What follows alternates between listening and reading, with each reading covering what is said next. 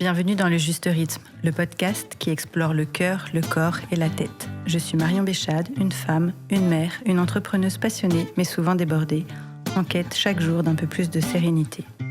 Un podcast pour se déculpabiliser et peut-être se donner une nouvelle impulsion. Cet épisode du podcast Le Juste Rythme est soutenu par l'Auberge Basque, un hôtel-restaurant Relais et Châteaux, un lieu unique au cœur du Pays Basque qui invite à ralentir, à se reconnecter à ses 5 sens et à prendre un temps pour soi. L'endroit parfait pour retrouver son juste rythme.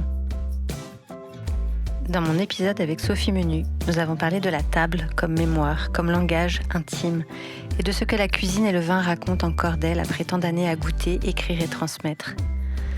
Sophie revient sur son enfance, sur ce qui s'est joué autour des repas, sur les femmes qui transmettent sans toujours le savoir, et sur ce que ses racines ont façonné en elle. Nous avons évoqué ses différentes vies professionnelles, la restauration, la télévision, l'écriture, la presse, les doutes, la légitimité dans un univers encore très codé, les moments difficiles, les renoncements nécessaires et la manière de trouver sa voie sans se trahir. Sophie parle aussi de la maternité, de ses 4 enfants, du rapport au temps, des déséquilibres, de l'épuisement parfois et de l'apprentissage progressif de ses propres limites. Nous avons parlé d'énergie, de plaisir, de corps, de sens, de ralentissement et de ce qu'elle fait aujourd'hui différemment pour se préserver, de ce avec quoi elle se fout enfin la paix et de cette recherche constante du juste rythme, un échange sensible, incarné et profondément humain. Je vous laisse découvrir le juste rythme de Sophie. Bonjour Sophie. Bonjour Marion. Avant que nous commencions notre échange, dans quelle énergie es-tu ? Positive. Positive. Speed, mais positive. Je m'efforce toujours de voir le bon côté des choses dans la vie. Super. Si tu devais décrire ton rythme actuel en 3 mots, lesquels choisirais-tu ?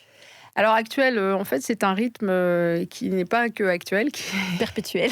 quasi perpétuel. Mon rythme est intense, chargé, sans pause. Est-ce que tu aimes ce rythme ? Oui, j'aime ce rythme. Quand tu penses à Cuisine et Vins de France, qu'est-ce qui t'arrive en premier ? Une odeur, une image, une émotion ? Alors, pas tant un flash. Tu veux dire Cuisine et Vins de France, le magazine, ou Cuisine et Vins de France, ce mot ? Non, ton magazine. Mon magazine. Écoute, ce magazine, en fait, je le lisais il y a très très longtemps et j'avais même postulé. À l'époque, j'étais naïve. Je pensais que le monde du travail, c'était un peu le monde des bisounours. Et il y a très très longtemps, en fait, j'avais un ami qui connaissait quelqu'un qui travaillait chez Cuisine et Vins de France. Et moi, j'avais envoyé une lettre, mais comme je reçois d'ailleurs parfois des lettres de candidature, en disant voilà, j'adore la cuisine, je pourrais m'occuper de certaines de vos recettes, je vous écrire des papiers, mais j'étais pas du tout dans ce monde-là à l'époque. J'ai jamais reçu de réponse. Mais quand je pense à Cuisine et Vins de France, c'est un magazine où c'est un vrai engagement et plus qu'une image, c'est après on en parlera peut-être tout à l'heure. Faire un magazine, c'est un gros travail, mais c'est un travail passionnant qui réunit beaucoup de gens et c'est un peu comme si on était dans un gros bateau. C'est un peu une deuxième famille ? Carrément. Ouais. Alors, je vois plus Cuisine et Vins que mes enfants et mon mari. Est-ce qu'il y a un souvenir marquant, un repas, un lieu, une rencontre, ce qui résumerait ce que la cuisine et le vin, justement, représentent pour toi ? Oui, quand j'étais petite, non, pas quand j'étais petite, pardon. Quand j'étais plutôt adolescente, j'ai des amis qui m'ont proposé, qui m'ont invité dans un restaurant. À l'époque, j'habitais sur la Côte d'Azur, qui m'ont invité dans un restaurant à Mandelieu-la-Napoule qui s'appelait l'Oasis. Je ne sais pas si tu en as entendu parler. C'était un restaurant un peu mythique à l'époque dans la région. Le chef s'appelait Louis Houtier, je crois. Et je suis arrivée dans ce restaurant et je me suis dit, mais en fait, les restaurants, c'est complètement magique comme endroit. Il y avait... C'était au printemps ou en été, il y avait des belles femmes, des hommes élégants. Et surtout, il y avait c'était comme une pièce de théâtre, en fait. Il y avait des gens qui sortaient des cuisines, un ballet qui présentait, tu connais ça, toi, qui présentait les plats. Et je me souviens, à l'époque, un des plats, c'était un loup en croûte de sel. Alors maintenant, c'est presque galvaudé. Mais voir ce serveur qui cassait la croûte, qui prenait les filets délicatement... Et je me suis dit, waouh, c'est dingue, comment ça peut changer un moment, une vie, d'aller dans un restaurant. Et j'ai vécu un peu plus tard la même expérience à Beaumanière, à l'époque, en fait, où j'ai un trou sur... Charial. oui, non, le grand-père de Jean-André Charial, Ah, alors là, comment s'appelait-il? Je connais que lui, en plus, on retrouvera peut-être au fil de la conversation, mais tu sais que l'histoire de cet homme, il était assureur, mm, passionné de cuisine, et il a ouvert ce restaurant qui était dans un coin complètement perdu à l'époque. Il s'est même débrouillé pour créer une station-service pour que ses copains parisiens puissent faire de l'essence pour venir le voir. Et je me suis dit, en fait, c'est fou, ce petit homme qui se baladait dans la salle, qui serrait les louches de tout le monde, qui présentait ses plats. Là aussi, il y avait beaucoup de services à l'assiette. La salle était magnifique. Je me suis dit, mais c'est un moment suspendu d'être là-bas. Le pouvoir, en fait, de la cuisine. de la cuisine. Ah, c'est très, très sympa d'entendre la version du client comme Oui. ça. J'aime bien. Après toutes ces années pour toi à goûter, écrire et transmettre, intimement, qu'est-ce que la table représente pour toi? Mon goût du partage. Mm. La table, pour moi, c'est le partage. La table, ça n'a pas de frontières. Et en fait, à travers la table, on découvre le monde. Mm. Et quel type d'enfant tu étais? Alors, tu vois, à tes pieds, j'ai amené ma chienne aujourd'hui. Et ben, j'étais un peu comme ma chienne, c'est-à-dire très calme à l'intérieur et très pleine de vie dehors. En fait, j'étais quelqu'un de très calme parce que j'avais des loisirs à l'intérieur chez mes parents très calmes. Je suis folle de lecture. Donc, j'ai passé quasi toute mon enfance à lire quand j'étais à l'intérieur de chez moi. C'était presque un problème, d'ailleurs, parce que autant aujourd'hui, on râle quand Oui, nos enfants ne lisent pas. Moi, c'était l'inverse. C'était Sophie, s'il te plaît, J'adore. on va chez des amis, ne prends pas de livre, on va déjeuner chez tes grands-parents, n'emmène pas ton livre. J'avais même acheté une petite lampe de poche que je glissais sous ma couette. À l'époque, c'était pas des couettes, c'était des couvertures. Et je lisais, voilà. Et donc, j'étais très calme. Mais à l'extérieur, j'étais extrêmement pleine de vie parce que j'adore bouger. J'adore courir, sauter. Et j'ai un frère avec qui je m'entends très bien. Et on a peu d'écart. Donc, on était tout le temps ensemble. Et on adorait le sport. Mes parents sont très sportifs aussi. Donc, on vivait sur la Côte d'Azur. Donc, Beaucoup dehors. voilà, c'est une région où on a la chance de pouvoir être dehors. Est-ce que la cuisine et les repas dans ton enfance occupaient une grande place? Oui, parce que j'ai eu la chance d'être issue d'une famille très multiculturelle, puisque mon père est d'origine serbe et ma mère est pied noir. Donc j'ai eu vraiment un mix incroyable. Alors le point commun entre mes grands-parents et ma famille, c'était le plaisir de recevoir, le plaisir d'accueillir, les grandes tablées, le repas, ça voulait dire je t'aime en fait. Et mais évidemment, chaque univers était différent. Du côté serbe, c'était une cuisine tournée évidemment sur les recettes à l'époque yougoslaves d'ailleurs. On disait la Yougoslavie. Et mon grand-père était fan de Paul Bocuse. C'est vrai. Et lui, il arrivait de Serbie, mais pour lui, c'était l'essence même de la culture française. Et donc, il essayait de reproduire des recettes. Très bien, parce que c'était un cuisinier hors pair. Et ma grand-mère, elle faisait plus des plats serbes. Et c'était un mix à table. En Serbie, les Serbes sont extrêmement accueillants. En fait, il faut toujours que la table soit couverte de mets. Donc, c'était le cas. Et du côté de mes grands-parents maternels, c'était la cuisine comme les pieds noirs, enfin les colons, puisque la famille de ma mère est arrivée en Algérie en 1850. Et c'était, le samedi, c'était en général un rituel. On allait déjeuner chez ma grand-mère maternelle et c'était paella et couscous. Enfin, pas en même temps. En même temps. Mais c'était beaucoup de produits, alors assez simples, mais toujours bien cuits. Et puis, tu vois, il y avait cette attention aux produits déjà. Quand ma grand-mère, elle savait que quand j'allais dormir chez elle, j'adorais la sole. C'était waouh! C'était l'exception d'acheter une super sole et de la faire cuire comme il faut. Et qu'est-ce que cette enfance t'a transmis de plus précieux, tu dirais? La joie! Ah. Une immense joie. La joie autour de la table, La joie autour de particulièrement. la table, la joie, en fait, quand je me retourne, ce que je vois, c'est toujours Mmh.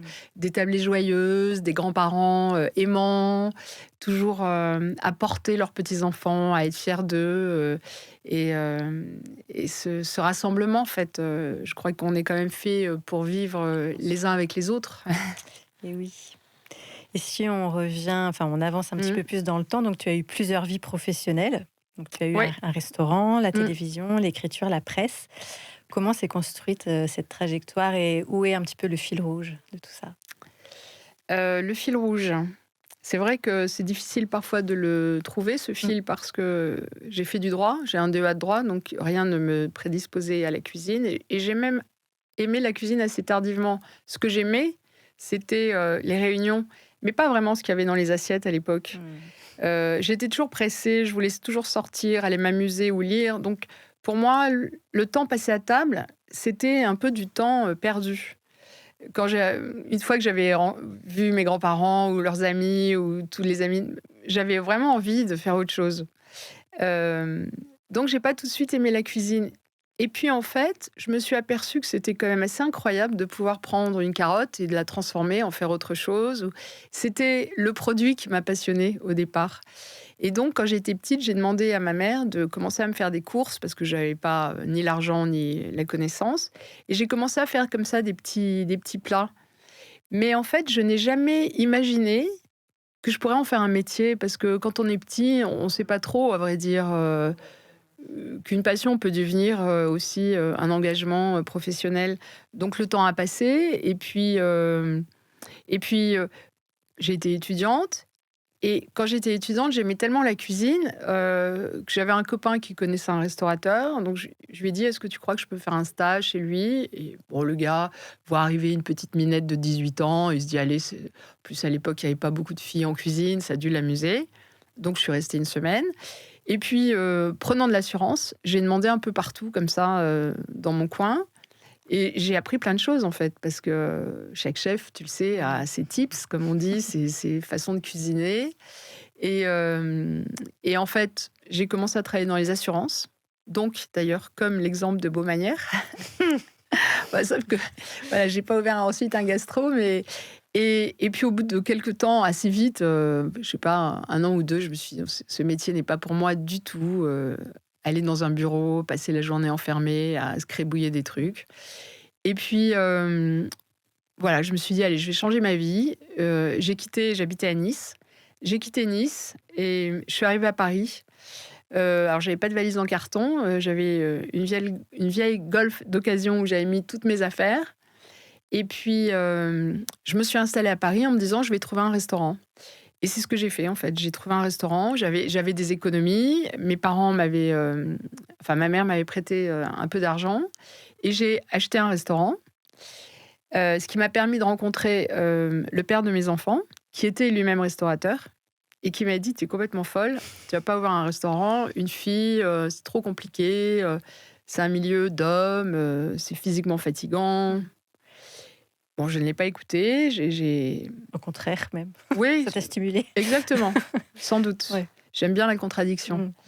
Et j'ai ouvert ce restaurant, et la chance que j'ai eue aussi, c'est que un fameux critique gastronomique qui s'appelle Baudouin, euh, qui était très connu à l'époque, enfin qui l'est toujours, Toujours, ouais.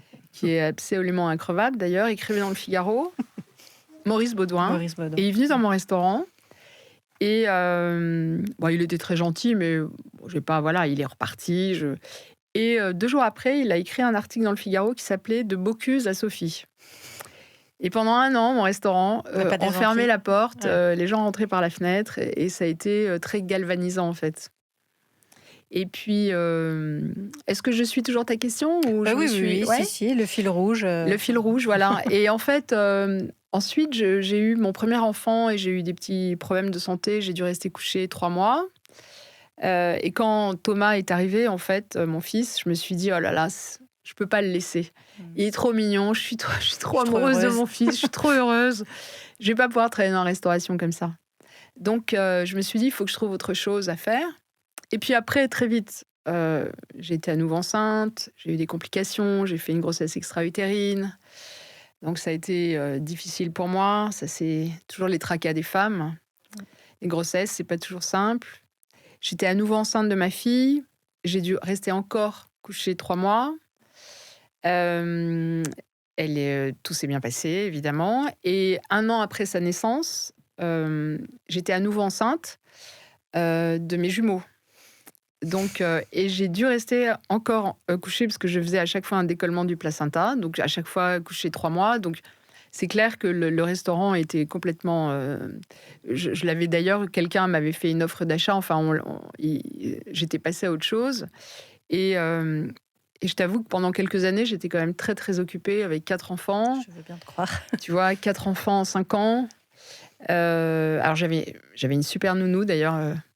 Je la salue, Martine. Si vous m'entendez, je vous salue car vous m'avez quand même beaucoup sauvé la vie et puis surtout fait un lien incroyable avec mes enfants qui continuent à aller la voir, qui est à la retraite maintenant, mais qui est une femme merveilleuse. Et donc après, je me suis dit, c'est drôle parce que j'ai adoré ce moment avec mes enfants et je considère que pour une femme, c'est vraiment une grande chance de pouvoir s'arrêter et de s'occuper de ses enfants. Parce qu'on est dans une société où, en fait, les femmes qui ne travaillent pas, malgré tout, sont quand même un peu mises à l'index. Pas valorisées. Ouais. Pas du tout. Je me souviens d'un dîner où j'étais allée avec le père de mes enfants et on était trentenaires et toutes les filles qui étaient autour de la table racontaient leur vie merveilleuse, qu'elles étaient... Elle venait de conclure un contrat, qu'elle travaillait dans le marketing. Puis moi, en fait, j'étais entre, je ne sais pas lequel des enfants, ouais. Et il y en a une qui se retourne vers moi et qui me dit « Et toi, qu'est-ce que tu fais ?» Et alors, en voulant faire de l'humour un peu idiot, j'ai dit « Bah moi, je fais le ménage, le repassage. » Ce qui était faux d'ailleurs, parce que, merci encore une fois Martine. Et je me suis dit « C'est fou, parce qu'en fait, j'ai plein de passions, j'ai plein de choses que je fais tout en m'occupant de mes enfants. J'ai repris les études, j'ai fait l'école du Louvre. J'ai travaillé à droite à gauche pour des amis qui montaient des choses. Mais en fait, quand on n'a pas un bulletin de paye à la fin du mois, on n'est quand même pas grand-chose. On rentre pas dans la case. On rentre pas dans les cases et on vit dans un pays... Enfin, je dirais peut-être qu'en Europe, d'ailleurs... en Europe du Nord, mais en Europe... ouais. Exactement. En Europe du Nord, on valorise beaucoup plus le fait que les femmes s'occupent des enfants. Et donc, ça a été une période qui était délicieuse. J'ai fait beaucoup de gâteaux tous les après-midi. Je crois que j'ai jamais acheté une boîte de biscuits. Mais c'est vrai que, au fond de moi, je me disais, ma vie, ça peut pas être que ça. Et puis, je savais très bien que mes enfants allaient grandir et que, voilà, ils auraient moins besoin de moi, en tout cas de façon pratique, évidemment. Donc, je me suis dit, qu'est-ce que je vais pouvoir faire ? J'ai arrêté de travailler pendant longtemps. Personne ne m'attend, personne ne me connaît, j'ai aucun réseau. Je ne suis pas amie avec les producteurs, je ne suis pas amie avec... et en fait, je me suis lancée. Par quelqu'un qui connaissait quelqu'un qui connaissait quelqu'un, je suis allée taper à la porte d'un magazine qui était un magazine de garçons qui s'appelait Men's Self. Et je leur ai dit, écoutez, vous faites que dans le magazine, j'avais quand même acheté le magazine avant pour regarder, vous faites que des cours de gym, mais si on apprenait à ces garçons à bien manger. Et le gars, le rédac chef m'a dit, banco, faisons quelque chose. Et donc, j'ai fait une rubrique. Et puis après, je me suis dit, si ça marche avec eux, je peux essayer d'autres magazines. Donc, c'est ce que j'ai fait. Par une amie qui connaissait le rédacteur en chef de Cuisine et Terroir, qui est un magazine qui n'existe plus. J'ai fait la même chose. Je me souviens parce qu'il me dit, mais vous connaissez la presse, vous connaissez la photo ? Oui, tout à fait. En fait, je n'avais pas la moindre idée de comment ça marchait, mais il se trouve que j'avais rencontré à l'école de mes enfants un garçon qui était photographe et je lui ai dit, tu veux pas venir avec moi ? On va essayer de faire des photos et on a été engagés. Et ce garçon est devenu d'ailleurs un grand photographe culinaire. Et donc, de fil en aiguille, voilà, j'ai commencé à travailler comme ça. Et puis, une de mes amies m'a dit, tu sais, Endemol voudrait faire des pilotes, cherche des programmes télé. Ils ont vu ce que tu fais dans la presse, parce qu'il y avait un magazine où j'étais incarnée, où j'étais un peu the girl next door, qui faisait des plats de cuisine, etc. Donc, je tourne un pilote avec Endemol. En démol, le directeur s'en va, donc le pilote reste dans leur placard et dans le mien aussi, parce qu'ils avaient quand même la gentillesse de me donner un double. Ouais.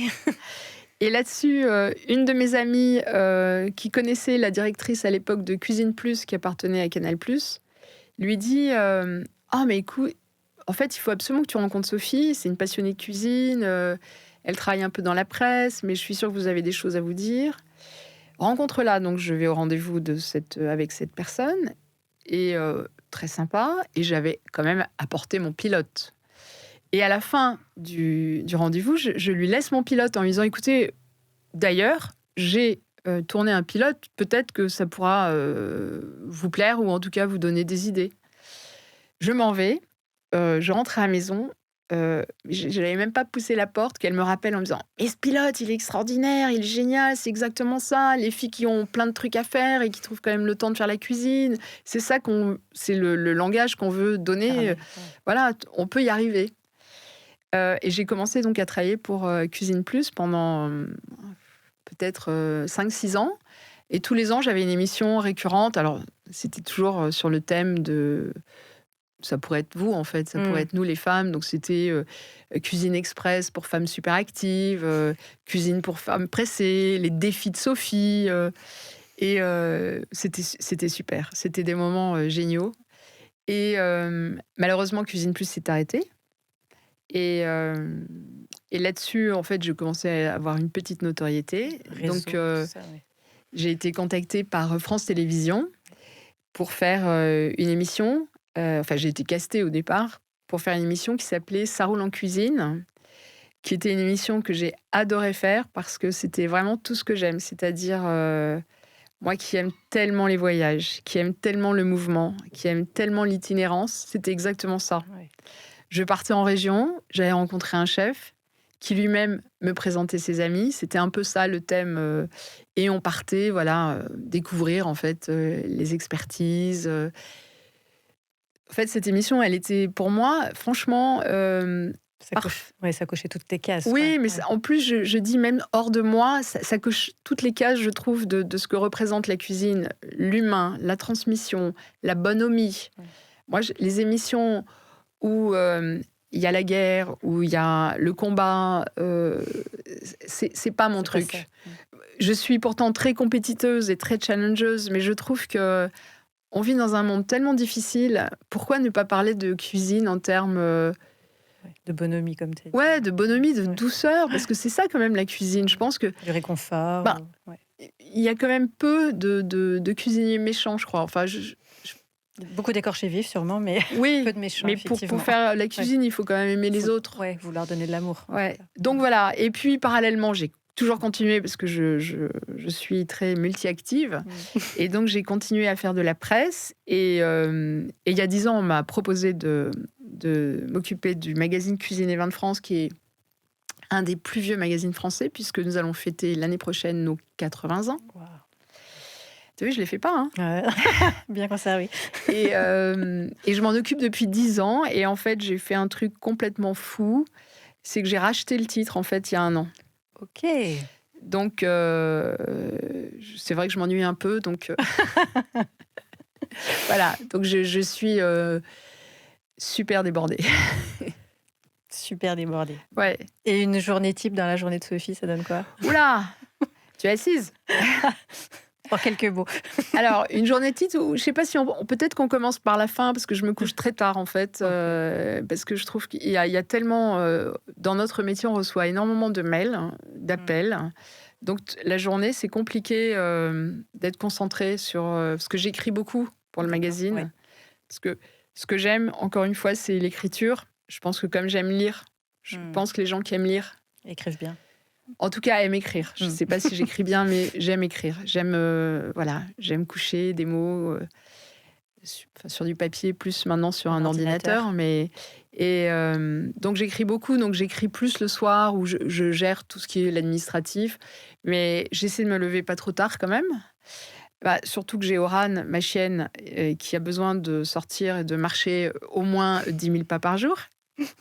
Donc le matin, soit je la sors, soit je vais nager. Ok. Ma passion. J'ai fait de la natation en compétition quand j'étais petite et comme j'ai habité au bord de mer, c'est vrai que voilà, on nage beaucoup quand on habite sur la Côte d'Azur et c'est ma soupape de décompression. Et puis après, il n'y a pas de journée type, mais c'est toujours des rendez-vous, des déjeuners de boulot, des emmerdes à gérer, des papiers à commander, des journalistes à briefer, des réunions éditoriales, changer les chemins de fer, faire les BAT du magazine, les envoyer à Marie, ma secrétaire de rédaction, discuter avec David, mon directeur artistique, pour voir comment on va faire la maquette de tel numéro, checker les photos qui arrivent parce qu'on produit tout. Donc, pendant que je te parle, par exemple, j'ai prévenu que pendant 1 heure, il fallait pas trop me demander parce que j'ai une équipe qui est en train de shooter un sujet pour notre prochain numéro. Donc, ils nous envoient les photos sur WhatsApp. Au fur et à mesure, tu Voilà. check. Alors, parfois, on va aussi sur les shoots. Hein. Ouais. Et puis, surtout, beaucoup de reportages. Énormément. Je pars beaucoup parce que notre magazine, on se déplace pas mal en France parce qu'on ne parle pas qu'aux Parisiens. Et puis, on aime bien faire ça, quoi, aller dans les régions. La cuisine... Mais pas qu'à Paris. Non, je pense qu'en plus, on habite un pays dont la cuisine est très riche en régions. Et chaque région est très marquée par ses spécialités. Est-ce qu'il y a un moment où tu as senti du coup que tu avais trouvé ta place ? Je dirais pas qu'il y a un moment qui est arrivé comme ça, qu'un matin, je me suis réveillée. Mais je pense que petit à petit, oui, je me suis sentie... je pense que je me suis toujours sentie à ma place, en fait, dans ce que je faisais. En tout cas, heureuse de le faire. Donc, est-ce que c'est ça, se sentir à sa place ? C'est peut-être ça, la définition, se sentir bien là où on est. Ne pas se dire... Je pense que se sentir à sa place, c'est aussi se dire qu'on va y arriver. Ouais. Ou trouver du sens aussi à ce que tu fais. Trouver du sens, oui. C'est vrai que... Est-ce qu'on peut vivre une vie sans sens ? Enfin, est-ce qu'on peut vivre une vie où... Enfin, il y a beaucoup de gens, malheureusement, qui le font, ou qui n'ont peut-être pas le choix, ou qui croient qu'ils n'ont pas le choix. Et qui se disent, je ne peux pas faire autre chose. Vaste débat. C'est totalement l'inverse de ce que je pense, mais... Mais c'est intéressant quand même. Ouais. Est-ce que tu as déjà douté de ta légitimité dans un univers, du coup, comme la presse, là, qui est quand même très codifié ? Non, pas vraiment de ma légitimité, mais ce qui était dire, c'est que, en fait, je pense que tous les univers professionnels sont codifiés. Quand tu regardes autour de toi, n'importe quel univers, que ce soit, je sais pas moi, le milieu du marketing, des architectes, des avocats, des médecins, tout est très codifié. J'ai l'impression qu'on vit tous dans une espèce de bulles qui sont relativement hermétiques, d'ailleurs. On n'est pas tellement en transverse. Alors oui, c'est vrai que là où c'est dur, c'est... J'ai vécu une année infernale quand je suis arrivée au magazine. Au magazine, quand j'ai pris la rédaction en chef. À l'époque, le groupe avait... Les groupes de presse, c'est compliqué actuellement. Personne ne lit, ou plus personne, presque. Enfin, heureusement. On achète le papier, tu veux dire, ou même tout court ? Je pense que nos jeunes enfants ou nos moins jeunes lisent moins. Enfin, on a une autre façon d'absorber les infos, avec nos tablettes, nos téléphones. Après, les titres de cuisine, je pense, sont lus parce que on a besoin de garder un magazine, de le lire, de le relire. Ouais, de découper la recette. Ouais, c'est un peu comme un livre. Ouais. On a envie de le garder, surtout qu'il y a plein de choses dans un livre. Notre magazine, il est très dense. On en a pour son argent, quand même. Donc... c'était, pour en revenir à ta question, quand je suis arrivée, c'était vraiment hyper dur parce que je me suis fait bisuter atrocement par l'équipe qui était en place. Et étonnamment, cette équipe, elle voulait du changement. Elle voulait avoir une nouvelle rédac chef parce qu'ils avaient une rédac chef qui était restée très longtemps et que il y a toujours l'usure. Hein. Mais quand je suis arrivée, ça a été affreux. Je ne l'ai pas pris pour moi personnellement, parce que je ne pense pas que c'était moi qu'ils attaquaient, mais c'était le statut le changement. En fait, c'était des personnes qui n'avaient pas envie de changer les choses, qui avaient leurs petites habitudes et qui se sont dit « Oh là là, elle va tout révolutionner ». Je crois que j'ai pleuré quasi tous les soirs pendant 1 an. Ça a été vraiment très dur et je me suis vraiment accrochée. Et heureusement que j'avais cette passion de faire ce métier et de me dire « Waouh !» c'est absolument fabuleux de pouvoir s'occuper d'un magazine comme celui-là, de pouvoir échanger, même si on ne voit pas évidemment les gens qui nous lisent, mais de pouvoir, oui, échanger, partager, relater, informer. Et c'est ça qui m'a fait tenir, clairement. Sinon, j'aurais donné ma démission. Ouais, mais t'avais quand même un gros mental, parce que... J'ai un très gros mental. Ouais. Ça, c'est mes origines serbes, peut-être. Ouais, non, parce que... Et ça, tu dirais que c'est le moment le plus difficile de ton parcours? Oui, c'est un des moments les plus difficiles.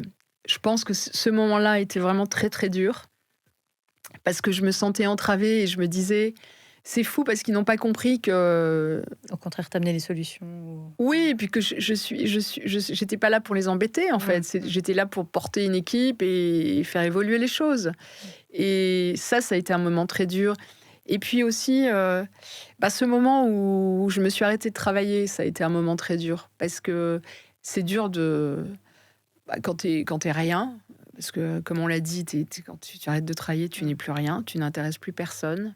Je trouve ça hyper difficile d'arriver à émerger, à dire oui, j'ai des capacités, je peux vous aider, je peux faire des choses, j'ai ma place aussi dans la société professionnelle. Et j'ai vraiment eu des grosses... j'ai eu des traversées Du désert. du désert. Oui, vraiment compliqué, en ressassant un peu chez moi, en me disant comment je peux ouvrir les portes quand tu connais pas vraiment ce monde-là. Comment... Ça, c'était après avoir eu tes enfants? Après, ouais. Après, quand j'ai décidé de reprendre mon activité, comment pousser les portes, quoi. Comment rentrer, comment dire, moi je suis là, je pourrais être une petite fourmi dans toute cette grande fourmilière qu'est le monde. Et sur quoi, du coup, tu dirais, parce que tu as réussi à trouver ta place et à forcer les portes un petit peu, mais sur quoi tu t'es appuyée? Même tu as un gros mental, comme tu as dit, mais... Je crois que c'était un mélange de volonté, et d'insouciance aussi, quelque part. Enfin, il faut être un peu insouciant, penser qu'on va y arriver. Absence de doute, en fait. Moi, je crois beaucoup à la volonté. Je crois énormément... Je donne toujours ce conseil à mes enfants quand on parle de l'avenir. Je dis, si vous ne croyez pas en vos rêves, qui y croira? Et je crois beaucoup à ça. Je crois que si on est déterminé dans la vie, on ouvre quand même beaucoup de portes. Et je pense que j'étais déterminée. C'était peut-être presque un acte de survie. Il fallait que j'y arrive. Ouais. Il fallait que j'y arrive pour retrouver... Montrer à tes enfants aussi que tout était possible Alors, à l'époque, non, je pensais pas à eux comme ça. Je voulais pas leur montrer. Mais c'est drôle que tu me poses cette question, parce que maintenant, de temps en temps, on fait des jeux de société un peu idiots avec mes enfants, ou pas idiots d'ailleurs.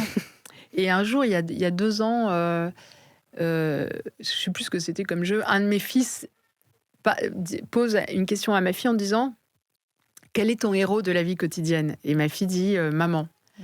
Et je me suis dit waouh, ça, quand je t'en parle, je suis extrêmement émue. Et je me disais waouh, c'est tellement génial qu'elle dise ça. En fait, je pense que j'étais involontairement un modèle pour eux. Enfin, et c'est marrant parce qu'un jour j'avais discuté avec une amie psychologue, parce que j'ai divorcé du père de mes enfants. Donc je me suis retrouvée... C'est aussi une charge évidemment importante, puisqu'en plus j'avais la garde. Mes derniers enfants avaient 3 ans, donc c'est quand même compliqué d'essayer de... C'était le moment où justement il fallait que je retravaille, etc. Et en fait, j'avais discuté avec une amie qui était psy. Elle me disait surtout, montre... Tu as de la joie en toi, elle est là, elle est cachée parfois, évidemment, comme tout le monde. On n'est pas tous les jours heureux, malheureusement.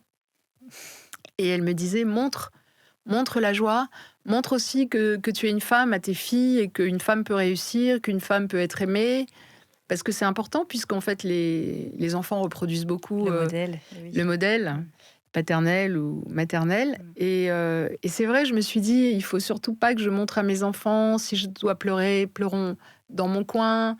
Montrer en fait cette force, parce qu'on en a quand même besoin d'être forte dans le monde. Dans le monde du travail, dans le monde tout court. Du coup, ma prochaine question, c'est qu'est-ce que ces passages-là t'ont appris sur toi en tant que femme? Eh bien, justement, la résilience. La résilience. Je crois... Alors, je ne suis pas du tout féministe, parce que Je trouve qu'on est tellement différents les hommes et les femmes. Je dis pas que les femmes sont meilleures que les hommes, mais je pense qu'on a une palette de qualités peut-être plus vaste et qu'on sait faire beaucoup plus de choses. Et quand je dis je suis pas féministe, je suis très pro nana, mais je n'aime pas cette lutte. Je suis pas pour la parité non plus. Mm. Il y a des travails où c'est difficile de partager à égalité. J'ai écouté il y a pas longtemps aux infos que les maires doivent avoir dans leur Ouais. conseil une C'est parité. super difficile, ouais. Mais c'est compliqué. Il y a des femmes Un petit village et tout. ouais, bah justement, c'est les femmes qui sont trop occupées avec leurs enfants ou leur travail. Donc, bah, du coup, engager quelqu'un qui ne sera pas valable juste parce que c'est une femme, ça suffit pas d'être une Ouais, femme. Il faut c'est aussi ça. avoir d'autres qualités. C'est ça. Donc, oui, la résilience en tout cas. Ouais. Est-ce que tu dirais que le monde du vin et de la gastronomie reste encore très masculin?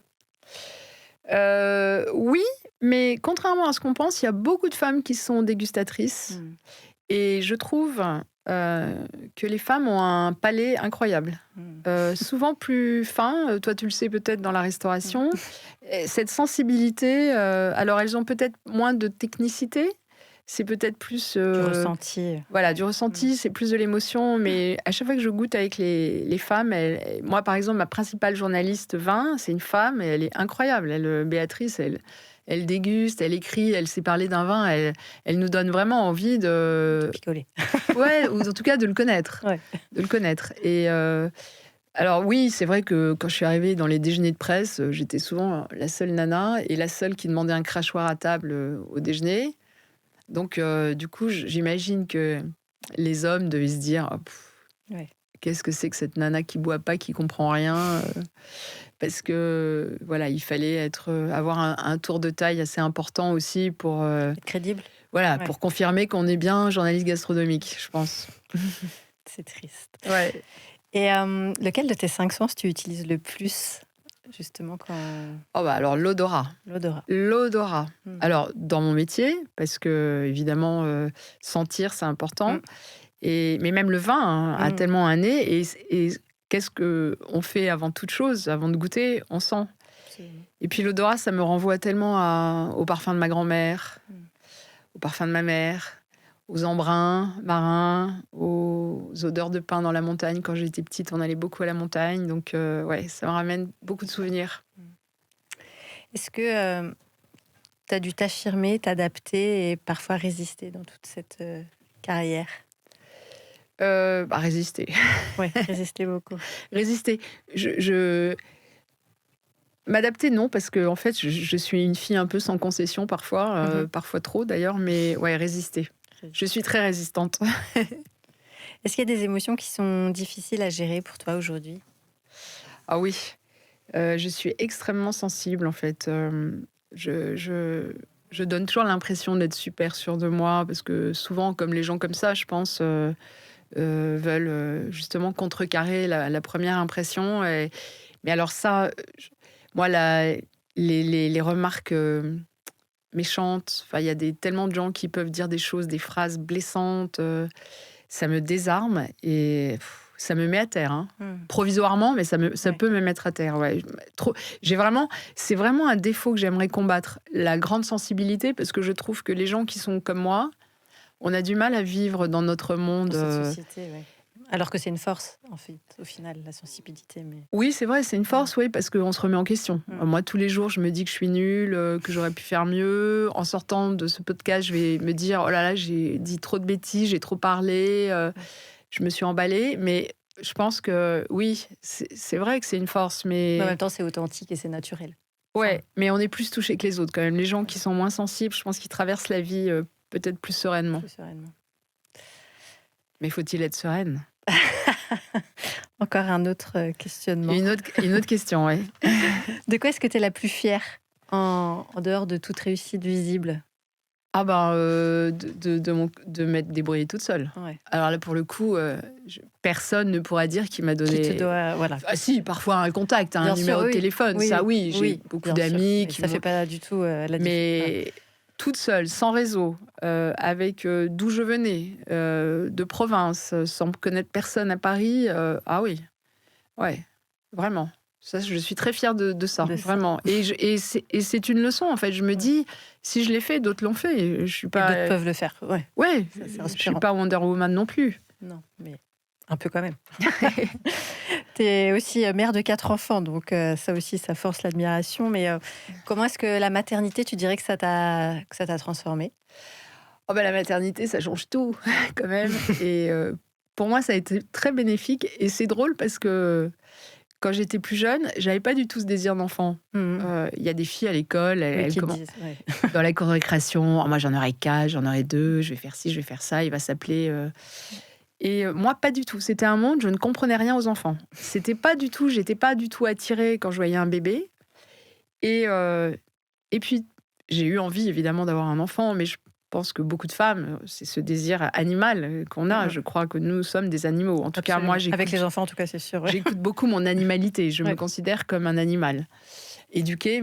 Et en fait, quand j'ai eu mon premier enfant, quand il est né, je me souviens même très bien, quand il est né, j'avais envie que ça recommence tout de suite.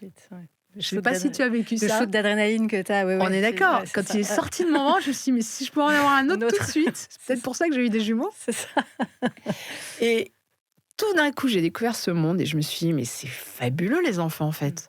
C'est un monde génial, ça. Ils sont tout le temps contents. Enfin, pas toujours, mais, Non, mais oui. tu le sais, c'est C'est joyeux, c'est ça. c'est bordélique, c'est plein de contraintes, mais c'est tellement absolument incroyable, quoi. Ça nous change la vie. Et ce qui a été très bénéfique pour moi, c'est qu'ils m'ont appris. Enfin, j'étais déjà extrêmement organisée, mais l'organisation, quand on a beaucoup d'enfants, on est obligé de rationaliser son temps, d'aller dans. Et du coup, je suis dans l'ultra efficacité, je pense, grâce à eux. Merci les enfants. Et du coup, justement, comment est-ce que tu as jonglé concrètement entre ton rôle de mère, les responsabilités professionnelles et même encore maintenant, du coup, de femme? Alors, c'est vrai que c'est compliqué. Et cette question, elle est valable pour tout le monde, quel que soit l'engagement professionnel. Comment peut être une maman, une mère, une amoureuse, une fille au taquet au boulot? C'est tellement dur, ça, je trouve. Et ça, je me dis, c'est presque la société nous ment. Ouais. Ils nous font croire la Belle au bois dormant, mais ça n'existe pas en fait. Il faut quand même lutter beaucoup plus. Tu vois, je me dis toujours, les garçons, quand ils rentrent de leur boulot, en fait, ils peuvent se mettre devant la télé, ouvrir un paquet de chips. Est-ce que tu connais beaucoup de femmes qui feraient ça? Non. En disant, les enfants, attendez, je suis crevée, Débrouillez-vous. débrouillez-vous. Donc, c'est tous les jours compliqué, parce que mes enfants sont maintenant plus grands, ils sont plus à la maison, mais en fait, c'est d'autres problèmes. C'est ah maman, j'ai un problème, il faut que je t'en parle, une rupture amoureuse, un problème d'études, qu'est-ce que je vais faire plus tard, ou même des trucs pratiques. Est-ce que je peux venir me laver mon linge chez toi? La charge mentale s'est déplacée, mais elle Ouais, est toujours donc là. en fait, je dirais que ce qui me sauve, c'est que je sais faire beaucoup de choses en même temps, comme souvent les femmes. Donc, j'ai l'impression quand même d'arriver à pouvoir. Je lis toujours beaucoup, je m'occupe beaucoup de mes enfants, je travaille beaucoup, je fais du sport, j'essaie de tout faire. Alors, c'est vrai que je réduis un peu mes heures de sommeil. Tu vois, C'est ça le secret. Je sais pas si c'est un secret, mais ouais, il n'y a pas de solution magique. Non. Et il y a des jours où c'est quand même crevant. Ouais. Est-ce que du coup, tu as eu des périodes de déséquilibre, d'épuisement? Oui, physiquement, oui. Quand je tournais Ça roule en cuisine, là mais je me souviens d'un soir, je rentrais de tournage parce que je partais en province. Je venais de reprendre Cuisine et Vin, donc je m'occupais de la. On était 10 à la rédac. Enfin, tenir un journal, c'est beaucoup de travail. C'est pas juste écrire des papiers et aller à déjeuner de presse.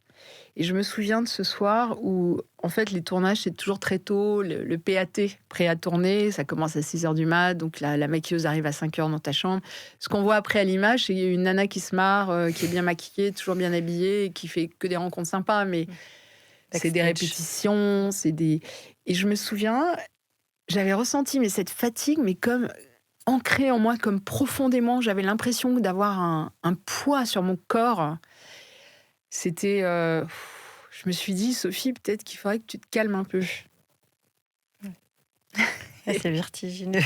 Ouais.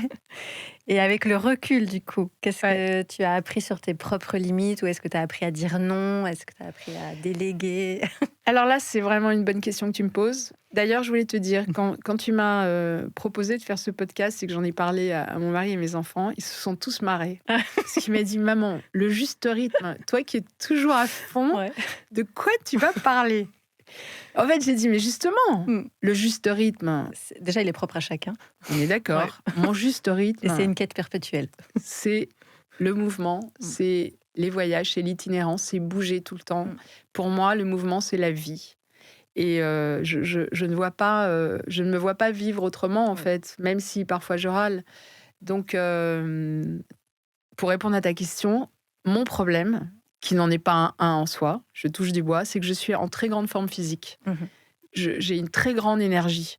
Donc, c'est vraiment difficile pour moi de dire non, parce qu'en fait, alors si j'apprends petit à petit à dire non, c'est pas toujours facile, mais j'apprends à refuser des déjeuners.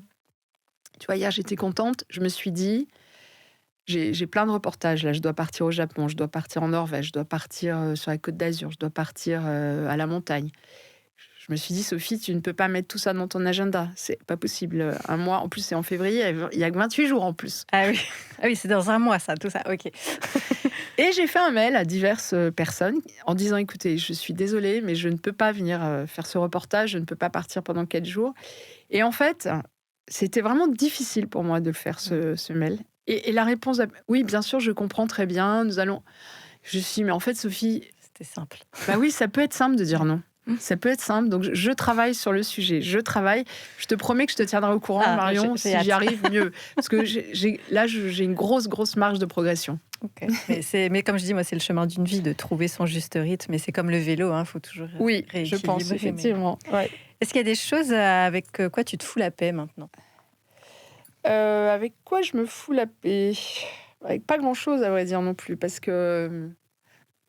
Si, avec mon image, enfin, je veux dire, je suis très cash. Alors, souvent, c'est des retours de bâton, mais c'est vrai que je prends beaucoup moins de gants. Ça, c'est quand même l'avantage de l'âge. C'est que j'arrête de m'excuser pour tout et je me fous la paix avec ça. Ouais, et parfois, je me dis, en fait, les gens apprennent ou pas, quoi. C'est comme ça. Je suis jamais irrespectueuse, en plus. Mais il y a parfois des politesses qui servent à rien.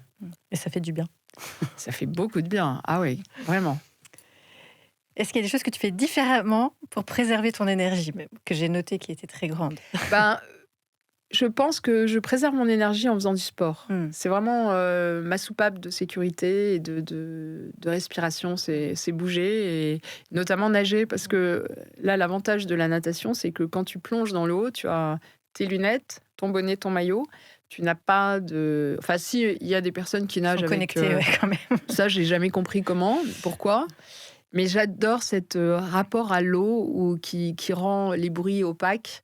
Et puis, j'adore le mouvement du corps dans l'eau. J'adore la sensation de l'eau. Je suis amoureuse de l'eau. Et ce moment-là où je pense juste à étirer mes mouvements, à faire mon virage, à essayer de nager le plus proprement possible... C'est vraiment ces moments-là. Et les balades avec Oran. Et ça, c'est des rituels non négociables. C'est totalement non négociable. D'ailleurs, elle n'accepterait pas, parce que c'est une chienne husky qui a besoin de courir. Ouais. Et alors, ce que je fais, c'est que je me balade. Alors, c'est vrai que comme il faut la sortir beaucoup, là, pour le coup, je mets quand même des petites oreillettes. Et je passe beaucoup de coups de fil. Parce que j'ai quand même beaucoup de coups de fil à passer. Mais le week-end, je ne passe pas de coups de fil et j'écoute des podcasts, dont le tien. Ah, super.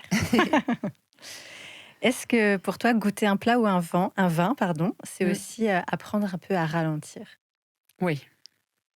Oui, parce que je pense qu'il faut respecter le travail des vignerons et des restaurants, enfin des restaurateurs, des chefs plutôt. Et parfois, on boit trop vite, on mange trop vite. Et quand on voit la construction d'un plat, quand on sait qu'il faut 1 an pour faire un vin, je trouve que le minimum de respect, c'est vraiment de prendre son temps. Et en plus, même si on a évidemment nos papilles, il faut du temps quand même pour comprendre un plat. Même si un plat, pour moi, ça doit être l'évidence. Ça doit tout de suite être la fulgurance. Mais malgré tout, il faut le regarder, il faut le sentir, il faut tourner l'assiette, il faut tourner le verre. Donc Oui, c'est un moment, de toute façon, en fait, les moments de dégustation, que ça soit au restaurant Chez soi. ou chez soi, ou dans un vignoble, ou avec des vignerons ou des sommeliers, c'est un temps de tranquillité, de repos presque, non? Ah si, être dans l'instant présent, en tout cas, ça c'est sûr, Ouais, et c'est ça. utiliser le Ouais, plus possible tous ses sens ouais, pour, comme tu dis, après comprendre aussi un petit peu comment ça a été fabriqué. Mais ouais. est-ce que tu fais une différence entre savoir et ressentir? Ah oui. Alors moi, je suis plus dans le ressenti. Est-ce que T'es je te le instinctive. disais? Ouais, je suis Ouais. très, très instinctive. Je crois beaucoup à l'animalité, vraiment. Et je pense que quand on est mère, en plus, on le devient peut-être ouais. plus. Tu sais, on dit toujours, on peut être louve avec nos enfants, mais c'est vrai. Moi, je me souviens avant même que mes enfants pleurent, j'étais à côté de leur lit, juste quelques secondes avant. Ouais.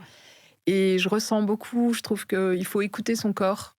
Même quand j'étais plus jeune, je faisais plus de sport. J'ai fait aussi de l'athlétisme en compétition. Et en fait, selon les moments, par exemple, quand on est une femme et qu'on a ses règles, moi, je mangeais beaucoup plus de viande. Quand j'avais des compètes, je mangeais plus de glucides.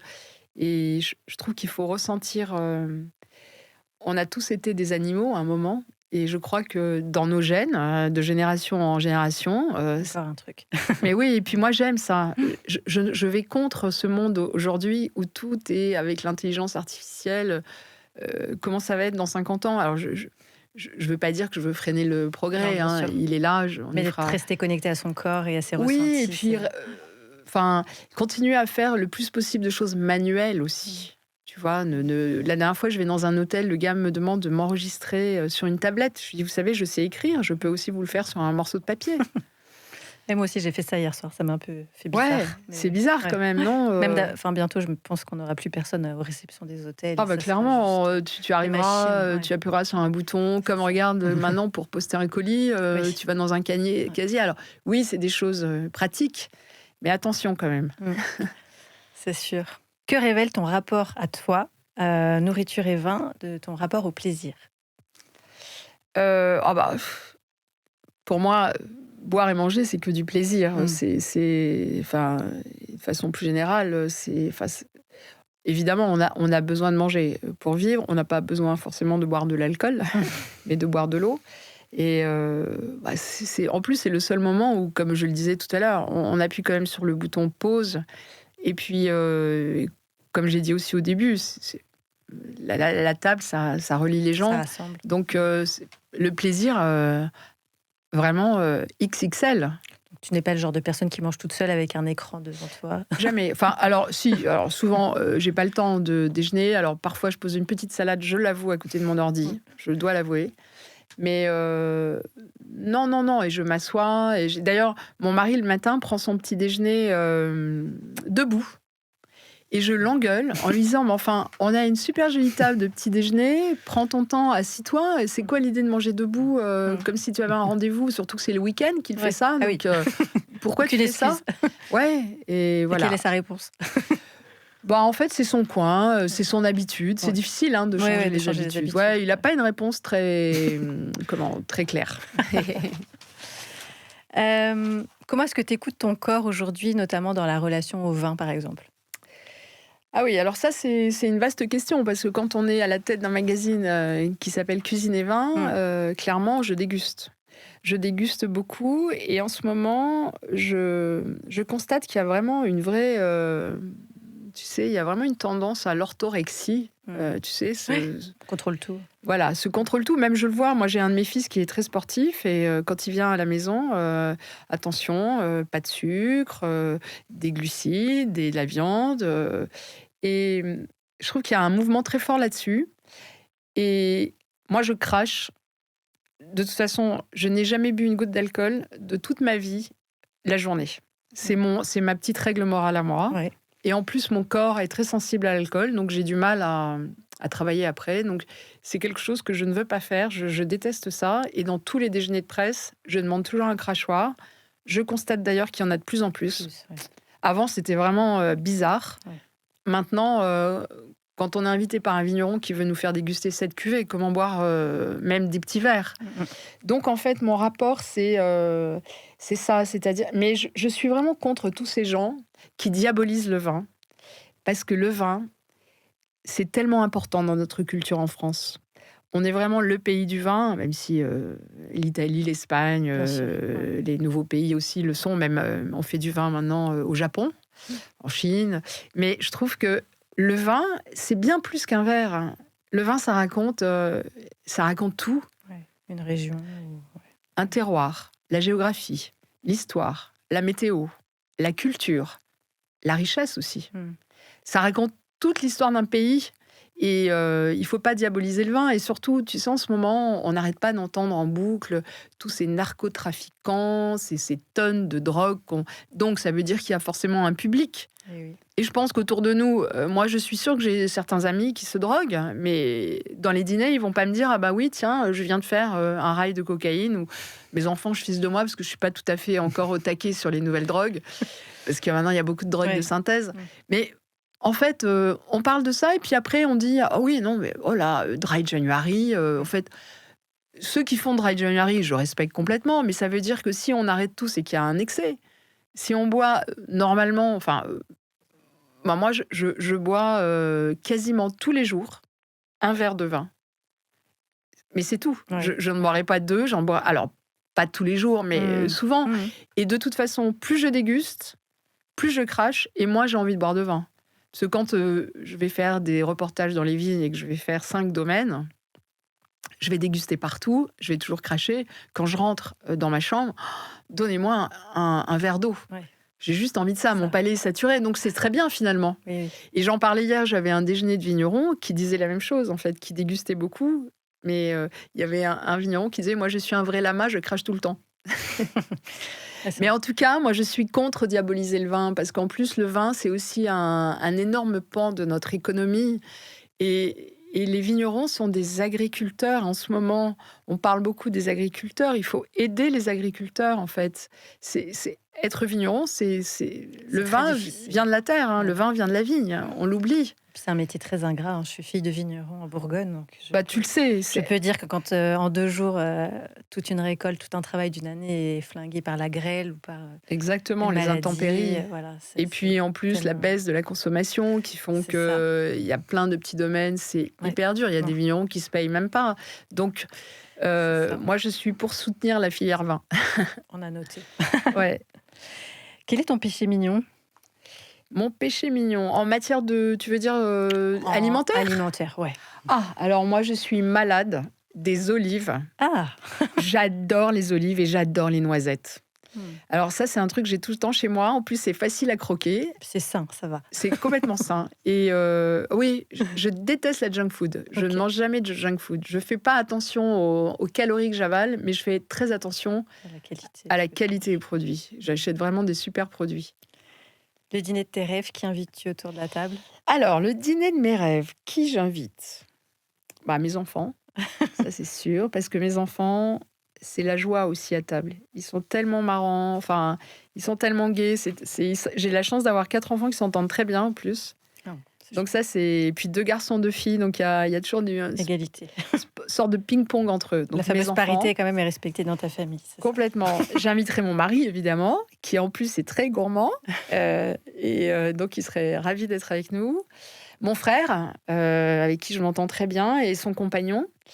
Et puis j'inviterai ma mère. Donc c'est très familial. Ah ouais. Mais en fait, j'inviterai aussi des gens que j'admire, alors évidemment qui ne sont plus malheureusement de ce monde. J'ai une grande passion pour Aliénor d'Aquitaine, que je trouve être une femme incroyable. J'aurais bien aimé croiser sa route si j'avais pu remonter le temps. Je trouve que c'est une femme qui a eu, je crois, 6 ou 7 enfants, parce qu'elle a fait des fausses couches. Elle a eu 2 maris. Elle a navigué entre la France et l'Angleterre. Elle a été une reine. Elle est morte, je crois, à 82 ans à l'époque. Elle a sillonné bien plus que la France, puisqu'elle est même allée chercher une de ses belles-filles en terre promise, celle d'ailleurs qu'elle a fait épouser à Richard Cœur de Lion, qui était un de ses fils. Donc voilà, elle. Françoise Sagan, parce que j'ai très tôt lu ses romans, que je trouve que c'est une femme, je pense, qui devait être très drôle, pleine d'esprit. Simone Veil, pour tout ce qu'elle a fait pour nous, les femmes, et puis le parcours de cette femme incroyable, rescapée d'Auschwitz, tellement intelligente sans doute. J'ai lu sa biographie, Enfin, j'admire cette femme. Et puis Jessie Norman, la cantatrice qui est américaine, je ne sais pas si tu vois qui est, qui était une amie de mon frère. Parce que mon frère est un fou d'opéra et on a fait beaucoup d'opéra ensemble d'ailleurs. Et comme moi, mon frère, c'est quelqu'un de très déterminé et il s'est dit, j'adore cette femme, je la rencontrerai un jour. Il l'a rencontrée, ils sont devenus amis et à chaque fois qu'elle venait à Paris, elle venait dîner chez mon frère. Donc j'ai eu la chance de la rencontrer et c'était une femme incroyable parce que c'était une superstar. Souviens-toi qu'elle a chanté sur les Champs-Élysées la Marseillaise quand François Mitterrand l'avait invitée. Et je me souviens, à chaque fois que je la voyais, elle qui rencontrait le monde entier, elle me disait « Sophie, comment vont vos enfants ?» Je trouvais ça tellement mignon, en fait, qu'elle se souvienne que j'ai des enfants et qu'elle se mette à ma place, alors que moi, j'étais juste « Oh, cette femme est dingue !» Elle était tellement drôle et joyeuse, voilà. Et puis, j'inviterai nos chiens, parce que mon frère a beaucoup de chiens et Oran serait évidemment au pied de la table avec nous, voilà. On arrive sur les 2 questions signatures de la fin. Ça veut dire quoi pour toi, réussir sa vie ? Réussir sa vie. C'est un peu idiot ma réponse va peut-être être un peu idiote, c'est se sentir à sa place. C'est pas idiot. Et continuer à être heureuse, en fait, continuer à avoir la joie, parce qu'il y en a quand même toujours partout de la joie. C'est important, surtout en ce moment dans le contexte. Ouais, voilà. C'est de plus en plus compliqué. Ouais. J'aime cette réponse. Et si ton rythme naturel n'avait pas à s'adapter à celui des autres, est-ce que tu abandonnerais quelque chose en chemin ? J'aimerais bien quand même bosser moins. Oui, j'aimerais bien bosser moins, surtout que j'arrive à un âge où ça serait bien que je ralentisse un peu. Et j'ai tellement de passion en plus. Je pense pas que je m'ennuierais parce que... Non, je crois pas non plus. Ouais, non, mais oui, si je pouvais, je pense que j'adorerais, dans un monde idéal, freiner sans m'arrêter, mais toujours avoir des projets. Un autre rythme. Les projets, ça fait avancer. C'est comme quand je dis le mouvement, c'est la vie. Pour moi, c'est ça. Ouais. Et je vois autour de nous les personnes âgées qui arrêtent, c'est la mort assurée. Ça décline. Ouais. Les gens qui vivent longtemps, c'est souvent des gens qui sont encore dans l'énergie, qui sont dans le partage, qui sont dans la curiosité. Donc, mais j'adorerais vivre moitié au bord de la mer, moitié à la montagne. Donc c'est complètement raté puisque j'habite à Paris. Pour le moment. Mais j'ai une maison au bord de la mer. Y aller plus souvent. Et puis j'adorerais être, par exemple, m'occuper d'un jardin. J'adore jardiner. Et cuisiner, bien sûr. Bien sûr, cuisiner ce que tu auras dans ton jardin. Ouais. Qu'est-ce qu'il y a sur ta table de nuit ? Sur la table de nuit, il y a plein de livres. Plein de livres, de l'eau, et puis ma crème de 8 heures d'Elisabeth Arden. Quelles sont les odeurs de ton enfance ? Les odeurs de la mer et les odeurs des sapins de la montagne. Est-ce que tu portes un parfum ? Oui, Elisab, qu'on ne trouve plus en France. Et j'en suis tout à fait ravie, parce que comme ça... Tu es unique. Non, je ne suis pas unique, mais j'en ai fait quelques provisions. Donc voilà, je suis contente. Je déteste porter les mêmes parfums que les autres. Je suis d'accord. On est d'accord, hein ? La femme qui t'inspirait quand tu étais enfant ? Ma grand-mère. Formidable femme. Je n'ai jamais vu s'énerver. Dans la douceur, une douce autorité. Ce que la vie t'a appris ? Ce que la vie m'a appris, c'est que la vie, alors je vais peut-être être un peu rude là, mais est quand même une belle salope. Ouais. Et que je trouve ça très dur. Elle est très injuste, la vie. On a tous perdu des gens qu'on aimait, trop jeunes. Et ce qu'elle m'a appris, c'est qu'il faut résister et qu'il faut se battre, malheureusement. Ton mantra pour t'accompagner ? Le mouvement, c'est la vie. Il y a une prof de pilates qui dit ça, je ne sais pas si tu la connais. Ah oui ? D'accord. Je pense qu'il y a beaucoup de gens qui le disent d'ailleurs, et c'est tant mieux. Un objet ou un bijou qui te reconnecte à ta féminité ? Une bague que maman m'a offerte qui appartient à ma grand-mère, et c'est une très belle topaze qui avait été faite par Boucheron à une époque où il y avait beaucoup de bijoux sur mesure. Et alors je la mets pas tout le temps parce que c'est une bague précieuse, mais je l'adore. Et j'adore les montres. Je suis passionnée de montres. J'ai un côté garçon manqué, mais j'aime bien quand même les trucs de filles.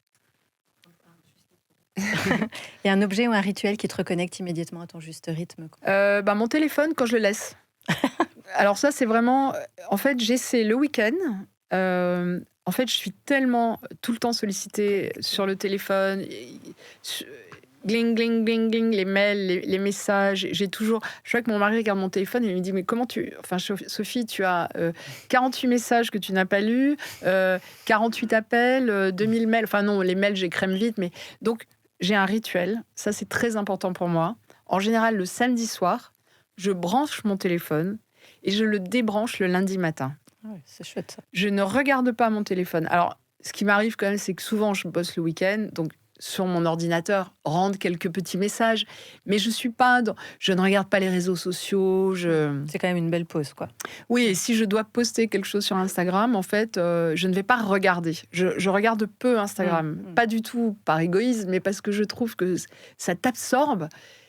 Et au bout d'un quart d'heure, tu dis, mais qu'est-ce que tu fais, Sophie, en fait? Tu es en train de regarder des bêtises, alors que tu pourrais aller marcher avec Oran, par exemple.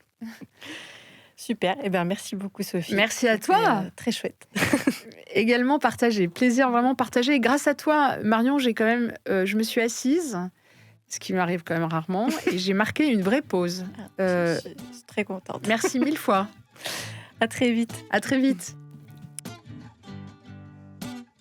Merci d'avoir partagé ce moment avec nous dans le juste rythme. J'espère que cet épisode vous a offert un souffle, un sourire ou une idée à glisser dans votre quotidien pour avancer un peu plus à votre rythme. Si cet échange vous a plu, parlez-en autour de vous et abonnez-vous à votre plateforme préférée.